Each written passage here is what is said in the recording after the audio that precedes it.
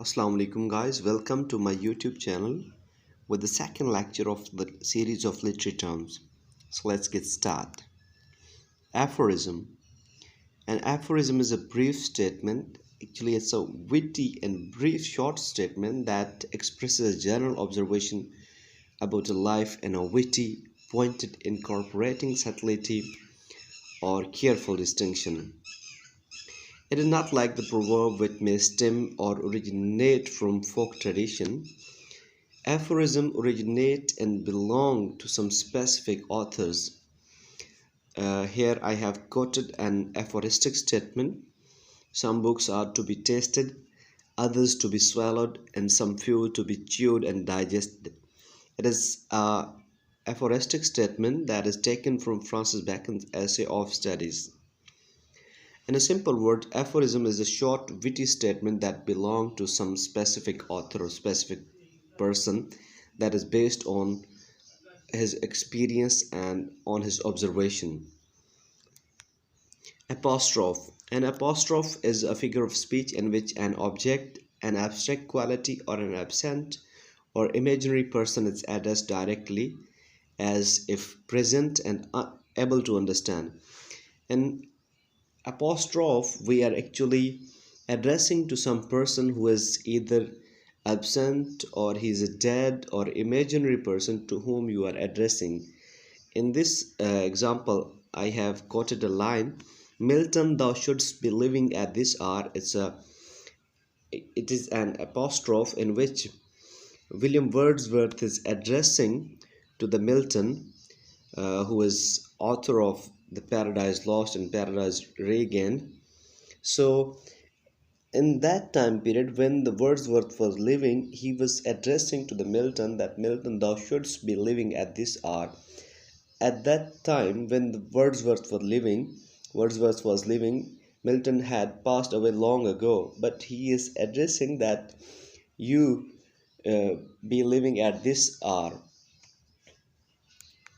Archetype. An archetype is a pattern in literature that is found in a variety of work from different cultures throughout the ages. An archetype can be a plot, a character, an image, or setting. For example, the association of death and rebirth with winter and spring as an archetype common to many cultures. An archetype is basically a shared pattern throughout the different culture. Aside. In drama, an aside is a short speech directed to the audience or another character that is not heard by other characters on the stage. Basically, the purpose of aside may be to tell the coming incident to the audience who are sitting and watching the drama, that what is going to happen in the next event or in the next scene. It actually aside is some sort of commentary about the character, but character that are present on the stage, they are not supposed to hear that speech. Assonance. Assonance is the repetition of vowel sound in two or more stressed syllables that do not end with the same consonant. Poets use assonance to emphasize certain words, to impart musical quality, to create mode, or to unify a passage. Here you can see that the repetition of assonance can be seen. I have given here a pictorial example. He claps his hands and stamps his feet. Here in this word you can see that the blue highlighted vowel sound that is repeated, claps, hands, and stamp. You can see that there is a repetition of a sound. Then another example, the rain in Spain falls mainly on the plain.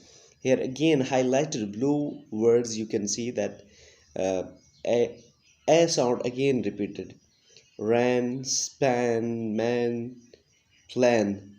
Then another example, Mike's bikes has bright white stripes. Then again, I sound.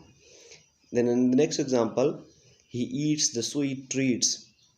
You can see the blue highlighted words e, sui, tree. Long e sound is repeated. That is how the assonance is used. Author's purpose.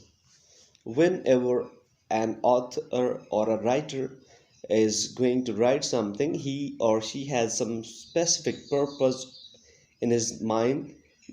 About that purpose he write. What might be the purpose of an author? The purpose of an author might be to inform somebody to about something, to entertain his audience, to his reader, to express himself or herself, or to persuade readers to believe or do something. These might be the purpose of an author while he is going to or she is going to write something. For example, the purpose of a news report is to inform. The purpose of an editorial is to persuade the readers or audience to do or believe something. Autobiography is the writer's account of his or her own life. Autobiography often conveys profound insight as writer recount past event from the perspective of greater understanding and distance. Autobiography is actually the writer's own account. Some are the incidents, some are the chunks or pieces of information that give the depiction of author's own life. Ballad. Ballad is a short poem that tells a simple story and has a repeated refrain. Ballads were originally intended to be sung. The basic purpose of those ballads were to be sung. There are the two types of ballads, folk ballads and the literary ballads. Earlier ballads whose authors are unknown today, and those ballads were passed down through generation to generation. So whose authors are unknown, they are called the folk ballads. And examples of folk ballads is Adorn, which dates from the Middle Ages. And the other type of ballads whose authors are known today are the literary ballads. Samuel Taylor Coleridge, The Rime of Ancient Mariner, and La Belle Dame sans Merci is written by John Keats are examples of literary ballads. Biography. Biography is a type of non-fiction in which a writer gives a factual account of someone else's life. These are written in third person. Biography may cover a person's entire life or focus on only an important part of it. An outstanding example of biography is James Boswell's The Life of Samuel Johnson. Modern biography includes a popular form called non-fictionalized biography, in which writers use their imaginations to recreate past conversation and to elaborate on some incidents. Blank verse. Blank verse is unrhymed poetry and iambic pentameter. Unrhymed mean without rhyme. Iambic pentameter mean a line of poetry in which 5 feet are used. Its pattern can be unstressed syllable, then stressed syllable. 1 feet consists of either stressed syllable or unstressed syllable, but when we talk about the iambic pentameter, then its pattern is unstressed syllable, then stressed syllable. Here 5 such sort of feet occur in a single line of iambic poetry.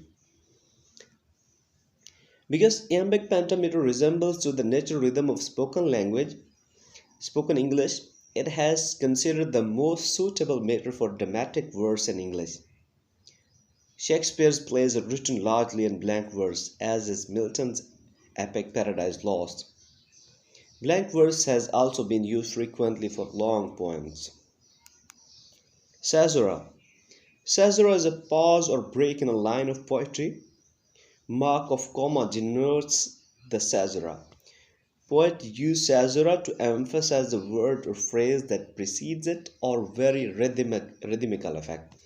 When a poet wants to have a short pause, or he or she wants to have a rhythmical variation, when they want to change the rhythm, effect of rhythm in their poetry, so they use the mark of comma or the caesura in their poetry. So guys, that's all about our today's lecture. So see you inshallah in the very next lecture. Thank you for watching.